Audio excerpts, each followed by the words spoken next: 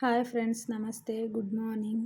ಇವತ್ತಿನ ಬೆಳಗಿನ ಕೆಲಸ ಎಲ್ಲ ಮುಗಿಸ್ಕೊಂಡು ಮಕ್ಕಳಿಗೆ ಟಿಫನ್ಗೆ ಚಪಾತಿನೂ ಬೆಂಡೆಕಾಯಿ ಪಲ್ಯ ಮಾಡೋಣ ಅಂದ್ಕೊಂಡಿದ್ದೆ. ಅದಕ್ಕೆ ನಿಮಗೂ ತೋರಿಸೋಣ ಬೆಂಡೆಕಾಯಿ ಪಲ್ಯ ಈ ಥರ ಮಾಡಿ ನೋಡಿ ಎಷ್ಟು ಚೆನ್ನಾಗಿರುತ್ತೆ ಅಂತೇಳ್ಬಿಟ್ಟು.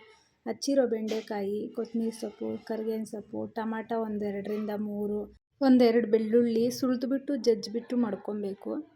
ಒಲೆ ಹಚ್ಕೊಂಡು ಬಾಣಲಿ ಇಟ್ಕೊಂಡು, ಬಾಣಲಿಯಲ್ಲಿ ಮಾಡೋದಕ್ಕಿಂತ ಕುಕ್ಕರಲ್ಲಿ ಮಾಡಿಕೊಂಡ್ರೆ ಚೆನ್ನಾಗಿರುತ್ತೆ. ಎಣ್ಣೆ ಹಾಕಿ ಒಂದು 3 ಸ್ಪೂನಷ್ಟು ಸಾಸಿವೆ, ಕರಿಬೇವಿನ ಸೊಪ್ಪು ಮತ್ತು ಬೆಳ್ಳುಳ್ಳಿ ಜಜ್ಜಿಟ್ಕೊಂಡಿದ್ವಲ್ಲ, ಬೆಳ್ಳುಳ್ಳಿ ಎಲ್ಲ ಹಾಕಿ ಸ್ವಲ್ಪ ಎಣ್ಣೆಯಲ್ಲಿ ಚೆನ್ನಾಗಿ ಫ್ರೈ ಮಾಡ್ಕೊಬೇಕು.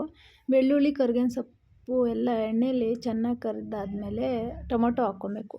ಟೊಮೊಟೊ ಸ್ವಲ್ಪ ಚೆನ್ನಾಗಿ ಮ್ಯಾಶ್ ಆಗಬೇಕು. ಮ್ಯಾಶ್ ಆಗಬೇಕಂದ್ರೆ ಸ್ವಲ್ಪ ಉಪ್ಪು ಹಾಕ್ಕೊಂಡ್ರೆ ಸಾಕು, ಬೇಗ ಆಗುತ್ತೆ ಮ್ಯಾಶು. ಆದಮೇಲೆ ಹಚ್ಚಿಟ್ಟಿದ್ವಲ್ಲ ಬೆಂಡೆಕಾಯಿ ಎಲ್ಲ ಹಾಕ್ಬಿಟ್ಟು ಸ್ವಲ್ಪ ಕಲಿಸ್ಕೊಡ್ಬೇಕು. ಕಲಿಸ್ಕೊಟ್ಟಾದ್ಮೇಲೆ ಸ್ವಲ್ಪ ಅರಿಶಿಣ ಪುಡಿ, ಇಲ್ಲಿ ಖಾರದ ಪುಡಿ ಹಾಕಬಾರ್ದು, ಸಾಂಬಾರು ಪುಡಿ ಹಾಕ್ಕೊಬೇಕು. ಸಾಂಬಾರು ಪುಡಿ ಹಾಕ್ಕೊಂಡ್ರೆ ತುಂಬ ಟೇಸ್ಟ್ ಬರುತ್ತೆ. ಎಷ್ಟು ಬೇಕೋ ಅಷ್ಟು ಸಾಂಬಾರು ಪುಡಿ ಹಾಕ್ಕೊಂಡು ಖಾರ ನೋಡ್ಕೊಂಡು ಹಾಕ್ಕೊಬೇಕು. ಸಾಂಬಾರು ಪುಡಿ ಖಾರ ಹೆಂಗಿದೆ ಅಂತ ನೋಡ್ಕೊಂಡು ಹಾಕೊಂಡ್ಮೇಲೆ ಕುಕ್ಕರ್ದು ವಿಸಿಲ್ ತೆಗೆದ್ಬಿಟ್ಟು ಕುಕ್ಕರ್ ಮುಚ್ಚಳ ಮುಚ್ಚಬೇಕು. ಒಂದು 10 ನಿಮಿಷ ಕುಕ್ಕರ್ ಮುಚ್ಚಳ ಮುಚ್ಚಿ ಬೇಯಿಸಿದ್ರೆ ಸಾಕು. ರುಚಿಕರವಾದ ಬೆಂಡೆಕಾಯಿ ಪಲ್ಯ ರೆಡಿ ಇರುತ್ತೆ. ಹಚ್ಚಿಟ್ಟಿರೋ ಕೊತ್ತಂಬರಿ ಸೊಪ್ಪನ್ನ ಹಾಕಿ ಕಲಸಿಟ್ಬಿಟ್ಟು ಇನ್ನೊಂದು 5 ನಿಮಿಷ ಹಂಗೆ ಕುಕ್ಕರ್ ಮುಚ್ಚಳ ಮುಚ್ಚಿಬಿಟ್ಟು ತೆಗೆದ್ರೆ ಪಲ್ಯ ರೆಡಿ ಇರುತ್ತೆ.